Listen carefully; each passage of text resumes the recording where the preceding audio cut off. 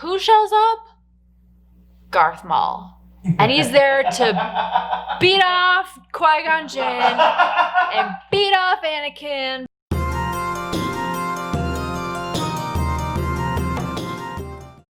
My name's Abby, and today we're talking about Star Wars Episode 1, The Phantom Menace. Who is the Phantom Menace? I'm gonna let you decide. Scene opens up, we're on a space station with Newt Gunray, who is a Neimoidian.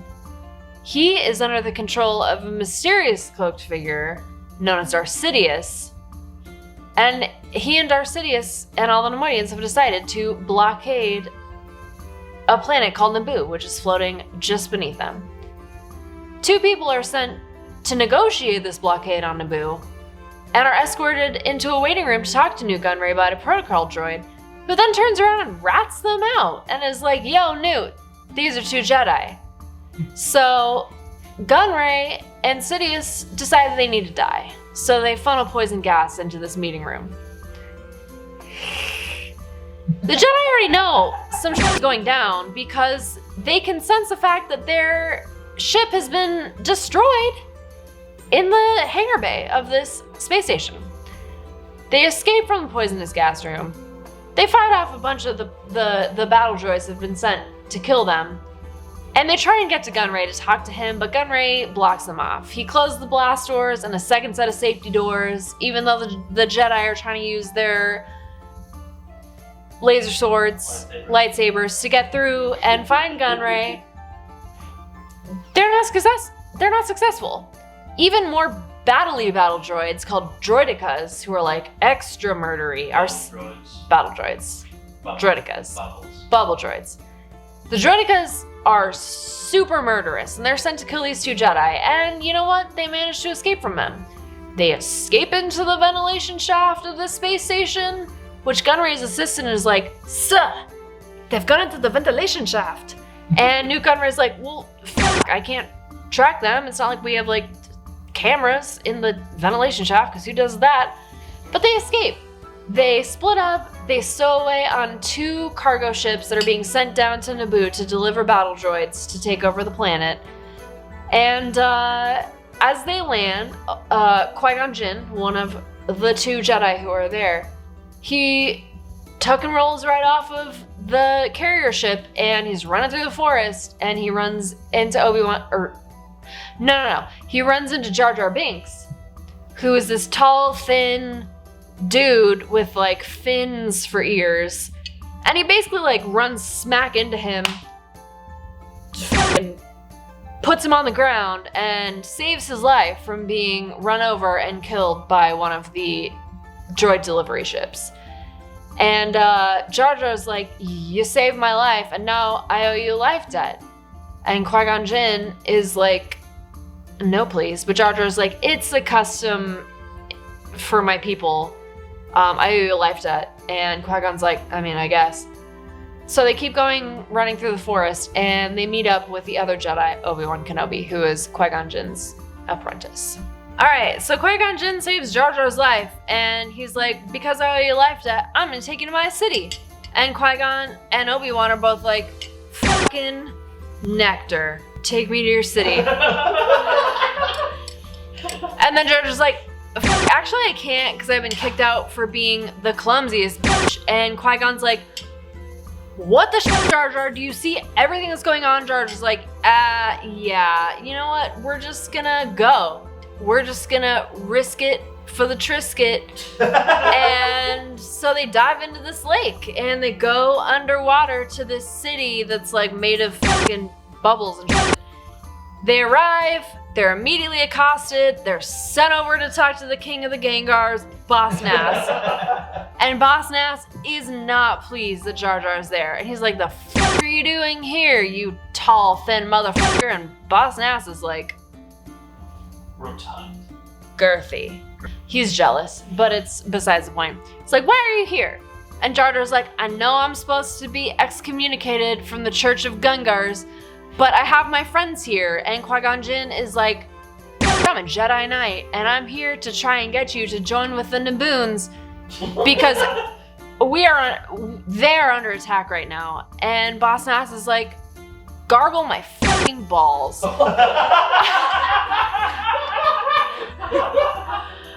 don't give two shits about the Naboobies. I am not joining with them. They think they're better than me. And Qui-Gon's like, all right, I obviously can't convince you. Instead of that, can we have safe passage through the center of the planet? We gotta go to the capital city.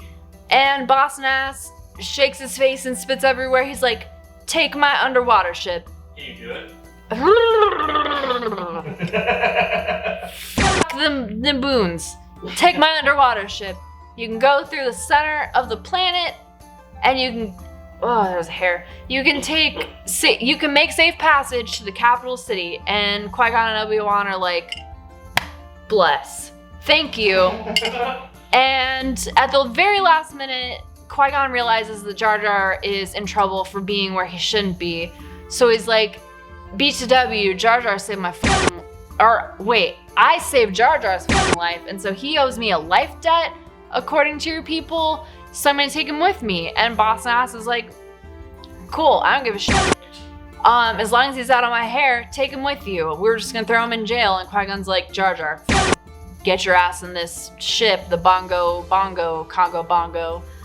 We're gonna pass through the center of the planet, which Jar Jar is not super thrilled about because he's, I don't know, maybe he has claustrophobia or something. But they hop in their little ship, they dive underwater, they're getting beat up by fish, and the bigger fish is beating up that fish. But they make it through. Like, Qui-Gon does a little, like, force push on one of Jar Jar's, like, chakras or something. He falls asleep. They make it through. Their ship gets a little bit fucked up, but it's fine. They make safe passage, and they end up in the capital city of Theed, where they find the Queen of Naboo, Queen Amidala. They're like, we're here to save you. All of these little battle droids that the Neimoidians sent down, we're gonna fuck them up. We're gonna cut their heads right the fuck off their bodies. And they do. So they're like, get on the ship. We've saved you. We've saved a couple pilots. We've saved your handmaidens, all your friends. Get on your little spaceship, and we're gonna go to the capital city of Coruscant and figure this shit out. And Queen Amidala is a little hesitant. She wants to stay with her people, but the Jedi are like, get on your fucking ship. They're gonna kill you. And Queen Amidala is like, you make a fair point. So they get on their ship. They blast off from Naboo. They almost get fucking murked by the blockade that the Neimoidians have set up. But even though their shield generator is fucked up by the blockade, they send out some astromech droids onto the ship. Couple of them get picked off, but R2-D2... Is that his face? That's his face. R2-D2 saves the day. He puts the shield generators back up. He beep boops back inside of the spaceship, and they're like gonna give him a medal or something, which R2 doesn't care about because he's a droid. And they make it past the blockade. They decide that even though their shield generators are down and their hyperdrive is fucked up, they're still gonna go to Coruscant. But they decide they need to make a pit stop on the planet of Tatooine. So they're on the way to Tatooine on Obi-Wan's suggestion. Captain Panaka, one of the pilots that they rescued, not thrilled. He knows Tatooine is controlled by the Hutts. The Hutts are gangsters, but it's fine. The Jedi have overruled him. So they land on Tatooine. Qui-Gon, Jar Jar, and R2 hop off of the ship. They're on their way to find parts for their Nubian J327. But at the very last minute, a handmaiden of Queen Amidala's rolls up and is like, Queen told me to take you with me. Take you. I'm going with you guys. And Qui-Gon's like, it's fucking stupid. That's a dumb idea, but I guess come with us. They stumble into the city of Mos Espa, and they find the first shop they can find, owned by a Watto. And he looks like the fat caterpillar from Bug's Life. Heimlich. He looks like Heimlich from Bug's Life. He's a little fat boy with little baby tiny wings, but somehow they hold him up. They meet Watto, and they meet his silver mullet slave boy, Anakin. Meanwhile, Darth Sidious is fucking pissed that Queen Amidala escaped from the battle droids, let alone made it off of Tatooine and passed the blockade. And he's like, you know what I'm gonna do? I'm gonna send my apprentice who's gonna fuck them up. And so he introduces his apprentice, Darth Maul. Darth Maul's like, I'll do it. It's fine. I'm gonna head on my way to Tatooine. So Darth Maul heads to Tatooine to scout them out. We're back on Tatooine. Qui-Gon Jinn is trying to negotiate with Watto for parts for their ship, the Nubian J327. Watto has the parts. The problem is, Qui-Gon and the Jedi and the rest of them don't have any money. And Watto's like, how you gonna pay me? So Qui-Gon's like, I've got Republic credits. And Watto's like, I don't fucking take credits. So Qui-Gon tries to like Jedi mind trick him, and he's like, I don't fucking take credits. I only take money. Can you do Watto? I didn't try. No credits, only money. It's not very accurate. That was my best try. Watto's like, I'm a fucking toy. No, he's not a Toy Story. I'm a fucking Toydarian, and your Jedi mind shit isn't gonna work on me. So all of them are like, well, fuck. Meanwhile, Jar Jar's knocking it over in the shop. Anakin is flirting to save his fucking life because he met the handmaiden, and he's already at 9 years old fucking in love with her. And he's letting her know, like, yes, I'm a slave, but I'm also a pilot. Watto is not impressed with their credits and no money, so he tells Anakin, my sweet, sweet bowl-cut slave boy, you can leave as soon as your slave chores are done. So he finishes everything, he leaves with the Jedi and the Jar Jar and the R2, and they go into the marketplace at Mos Espa. They're just kind of like, he's showing them around. And Jar Jar's trying to eat shit, even though they have no money to pay for anything, and basically accidentally flips something through the air, and it lands on this guy. He's not a guy, he's a Doug. His name is Sebulba, and he's ugly as shit. Lands on his face. Basically, at this point, Jar Jar is trying to commit suicide via murder by Sebulba. Because Sebulba's suicide by murder.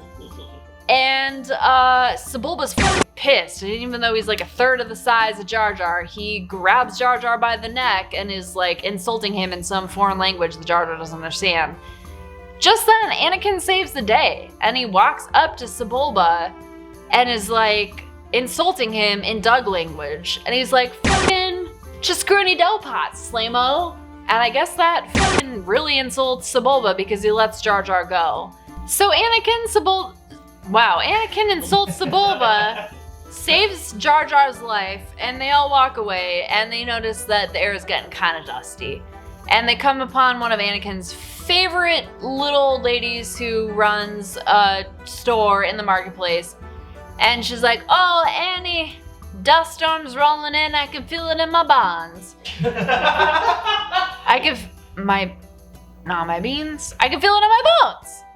A dust storm's rolling in. And Anakin asks Qui-Gon and the gang, hey, where's your ship located? And they're like, it's way fucking past the like outskirts of the city Mos Espa. And Anakin's like, you're not gonna make it in time, you're gonna die.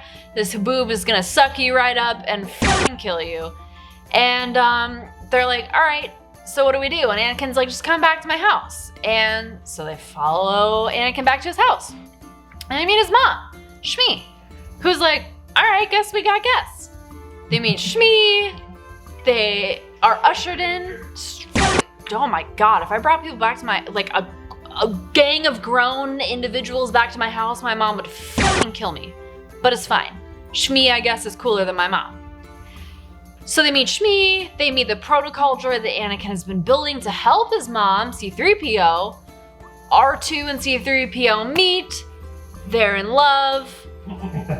They're gonna be best friends. I mean, C-3PO is naked at this point. He's just circuits because Anakin hasn't finished him, but whatever. Anakin has already mentioned the fact that he's a pilot, and they're sitting down to dinner around this bowl of fruit, which as indentured servants, I guess, is all that they can afford.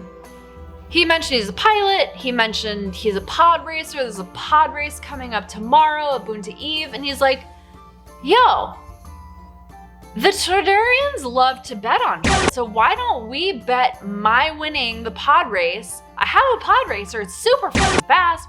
why don't we bet your parts on me winning the pod race? And Shmi is like not about it because she hates when her tiny son is pod racing. It makes her nervous. She doesn't like it. But Anakin's like, hey, you know what, Mom? The only thing that you ever say is that people are not nice and I'm trying to be nice. And the world would be better if you're nicer. And Shmi's like, fuck, you're right. So at this point, Qui-Gon's kind of intrigued because he's weirded out that Anakin can pod race because that's very much like, it's super fucking fast and humans can't do it. And he thinks like, maybe you have Jedi reflexes. That's interesting. They go the next day and talk to Watto, and Watto accepts the bet. If Anakin wins, you get your Nubian parts. They fix up Anakin's pod racer, and all the while Qui-Gon's wheels are turning, and he asks Shmi, who is Anakin's dad? Shmi's like, fucking Force Jesus, because I was pregante just one day. I birthed him, I raised him, there is no dad. So Qui-Gon's even more intrigued, and he tests Anakin's blood for midichlorians, which is what essentially ties a person or a being to the Force. And he has the highest amount of midichlorians that Qui-Gon has ever seen in a living being, ever. So the next day is race day. Qui-Gon makes a second bet with Watto. If Anakin wins, I take both Shmi and Anakin with me. But Watto's not about it. He's like, no bet is worth 2 slaves. So Watto agrees to this second bet where it's either Shmi or Anakin. They roll a chance cube that Watto has that's rigged. Watto is sure that it's gonna land on the side that says that Qui-Gon can take Shmi, but Qui-Gon does another little, and the chance cube lands on Anakin. So Watto's kind of pissed because he can't really say anything, because if he says anything, it's gonna oust him as a cheater with his rigged dice. Anyways, it lands on Anakin. It is now time for the pod race. The race is about to start. Sebulba, the dog that we met in the marketplace, is just casually checking out everyone's pods. He comes up on the side of Anakin's and like rips a little piece off, and we already know that Anakin's mentioned that Sebulba kind of fucks him up every time they pod race. But it's time for the race to start. Everyone hops in their pods.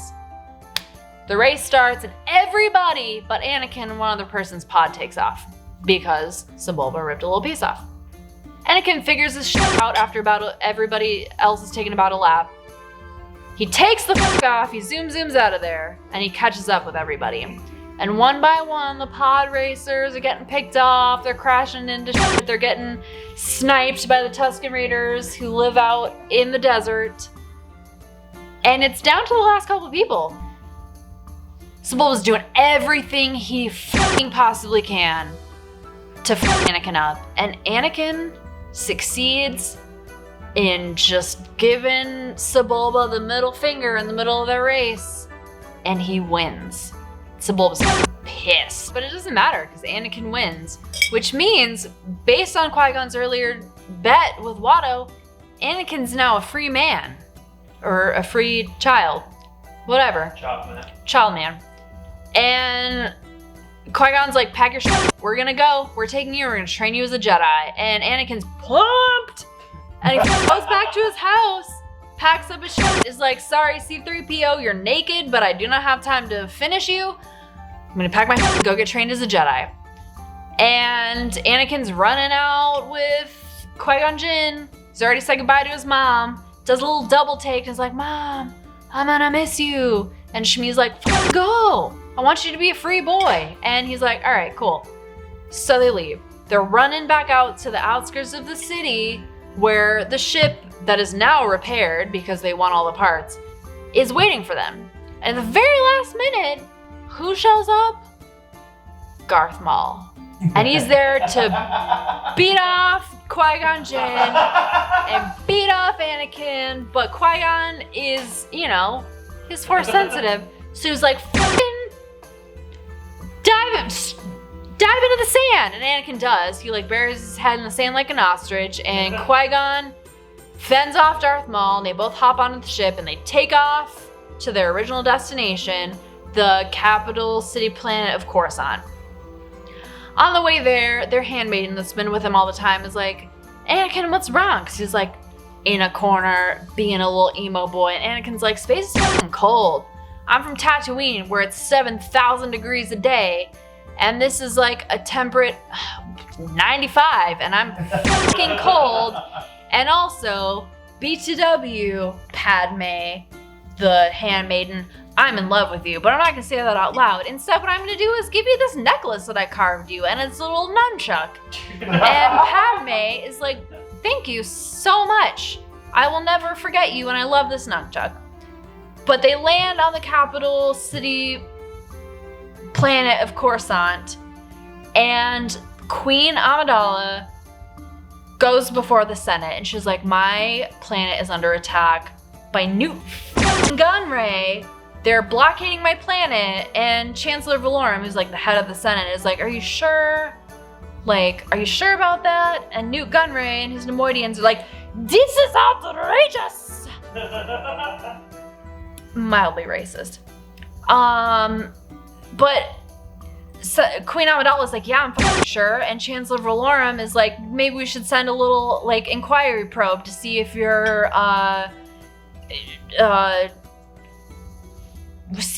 saying true things. And the queen is like, I'm not fucking here to sit in front of you and like have you question me. Like, this is fucking stupid. Meanwhile, the Jedi Temple, Qui-Gon and Obi-Wan are there. They're presenting Anakin as a potential new Jedi Padawan. He's like, I want to train Anakin. And everyone in the temple, Yoda and Mace Windu and all the other people who were there are like, are you sure about that? Because he's way too old to be trained as a Padawan. And Qui-Gon's like, you know what? Obi-Wan's fine. He can handle the shit on his own. I want him to be promoted to Jedi Knight. I'll train Anakin. And they're like, basically like, no, he's angry, he's cold all the time, I don't like it. Meanwhile, back in the Senate, based on the advice of Senator Palpatine, Queen Amidala is like, you know what, Chancellor Valorum, fuck you. I vote for a vote of no confidence in your leadership. And she does that, and now the Senate is in an uproar about it. So the Jedi Temple is basically ixnayed the training of Anakin. Back in the Senate, Queen Amidala is like, you need to figure this shit out. I'm pissed. I'm going back to Naboo. Y'all are corrupt. I don't want to deal with your shit. Just save my fucking planet. So the Jedi Temple puts a pin in the conversation about Anakin. They were like, you two, Qui-Gon and Obi-Wan, accompany her back to Naboo. Take Anakin, take Jar Jar, take your little fucking heroic astromech. The Entourage. On whatever channel it's on, watch it. HBO. Yeah, that one. Go back with her to Naboo. So they head on back to Naboo. They have not only orders to protect Queen Amidala and the Entourage, but to suss out this Sith situation, because clearly Darth Maul is not on the Jedi's team. Figure the f out. So they land on Naboo and they send Jar Jar to try so hard to negotiate with the Gungars to figure out, like, can we be a team? He dives on down to his little Polly Pocket Bubble City, but nobody's there. And he's like, you know what? I know where they are. We go to the secret, special, sacred place every time shit's going down. Follow me. So they find them at their super secret, special place. And Jar Jar goes before Boss Nass again, our big old boyfriend, the hefty boy, to try and negotiate them teaming up. And Boss Nass is not super convinced to start with. But, so basically, the queen is before him, and he's like, nah. But then Padme, the handmaiden that's been on all of their funky adventures, is like, hey, BTW, I'm gonna step forward. I'm actually the queen. This is my friend. She's been wearing my ornate headdresses and posing as me to keep me safe. Keira Knightley. But it's actually, what's her name? Natalie Portman. Natalie Portman? Yeah. Natalie Portman is like, yeah, Keira Knightley has been posing, my handmaiden Keira Knightley has been posing as me, but I'm actually me. I'm gonna take a knee and ask you, not even ask you, beg you to team up with us so we can defeat the Nemoidians. And Boston Ass is like, do you think you're better than me? And Natalie Portman's like, no, bitch, we got a symbiotic relationship. Boston Ass is like, all right, we can be friends.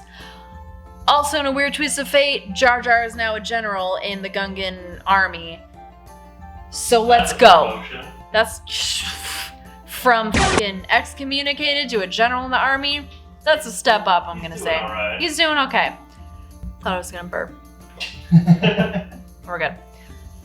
So the Gungans are headed off to fight the battle droids that have a hold on the planet of Naboo.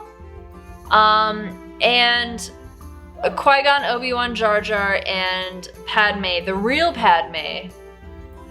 Oh, there it is. They head off to the capital city of Theed, and they're gonna try and, find New Gunray, who now has a hold on their planet. They make it to the capital city of Theed, they sneak through, they find the palace, they use their little Batman grappling hooks to zoop right up to the, I guess, 4th floor where they assume that New Gunray is hiding. And they find the throne room where New Gunray is actually hiding. And Queen Padme knows a super slick special secret, and she beep, beep, beep, beep, beep, puts in her secret code to the throne. It pops open. Surprise! There's some blasters in there, and she ninja stars them through the air, and all of her friends grab them, and they're like, New Gunray, you're under arrest. And meanwhile, because Anakin's a little baby child, Qui-Gon told him to hide, and so he's a pilot, and naturally his instinction is to hide in the cockpit of a starfighter, which, whatever. But he accidentally, sets it in ow, my earring.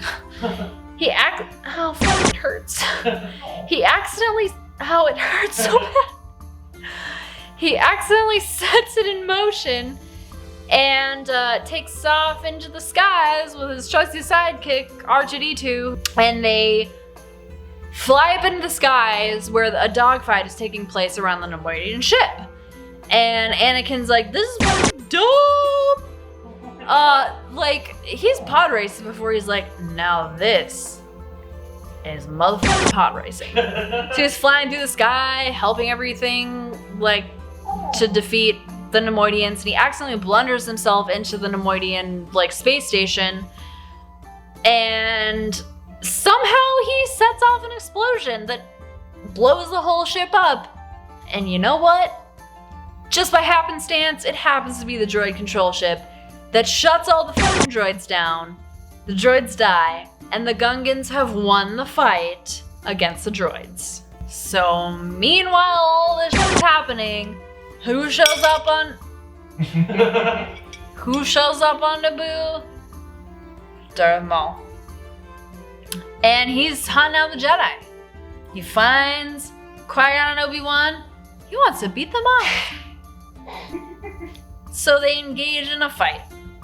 Qui-Gon and Obi-Wan are fending off Darth Maul the best they fucking can. But you know what?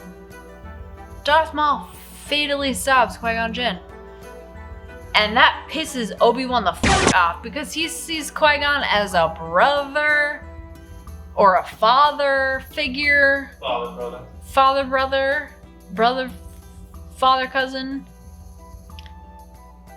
And now Obi-Wan's pissed. And he's a pretty good lightsaber duelist, but he takes on some goddamn murderous energy. And while Qui-Gon's dying, Obi-Wan and Darth Maul are dueling for their lives. At the very last minute, even though Obi-Wan's almost about to be beat, he slices Darth Maul right the in half. And Darth Maul falls down a hole. And he runs over to Qui-Gon. He's like, shit! You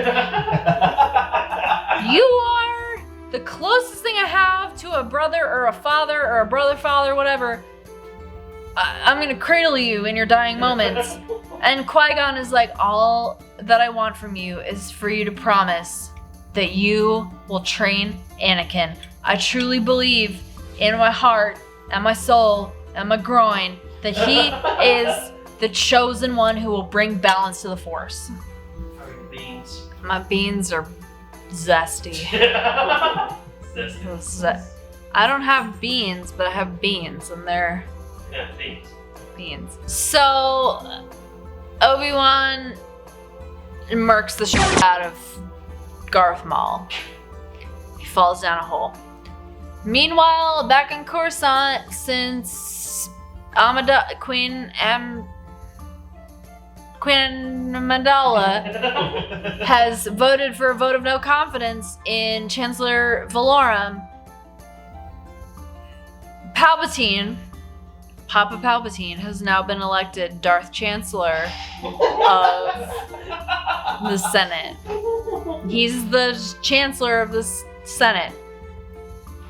The Jedi Council, based on Qui-Gon's advice that like Obi-Wan is ready to face trials, Obi-Wan has now been granted the rank of Jedi Knight.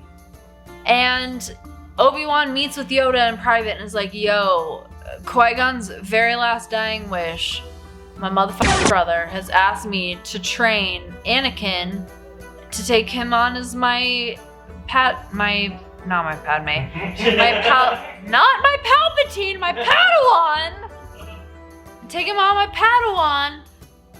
And Yoda's real hesitant about it because he senses a shit ton of like darkness and sadness and fear. Coldness. He's cold and he needs a sweater. He's sensed. See you, Yoda. Like, give it a shot. Like, fear leads to hate. I can't. No, I really can't do it.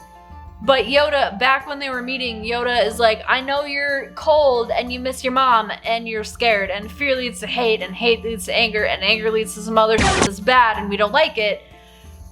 And now fast forward and Yoda's like, I sense a lot of darkness and coldness and fear in Anakin, but it was Qui-Gon's dying wish to you, and we're gonna grant you Jedi Knight, and now you're gonna train Anakin as your Padawan.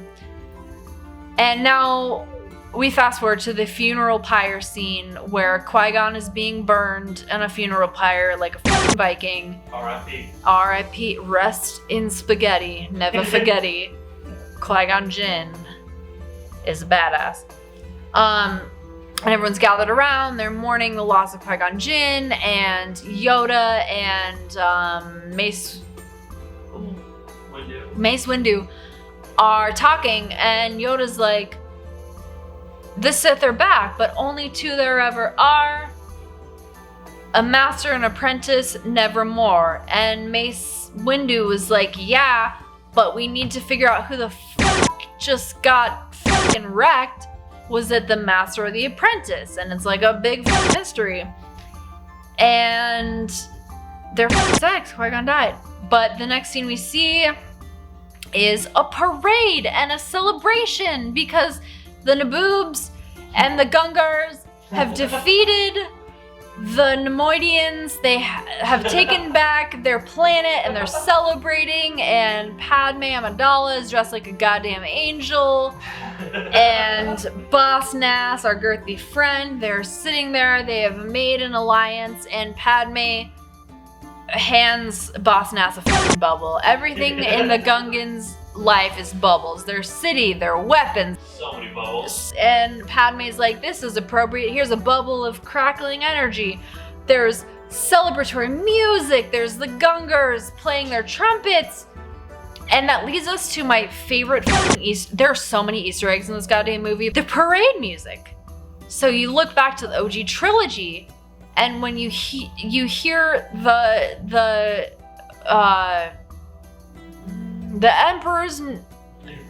Emperor's New Groove music, it's deep and in a minor tone. It's very ominous and foreboding and creepy, and that's the Emperor's like music to cue that he's on. But this very same song, written and directed by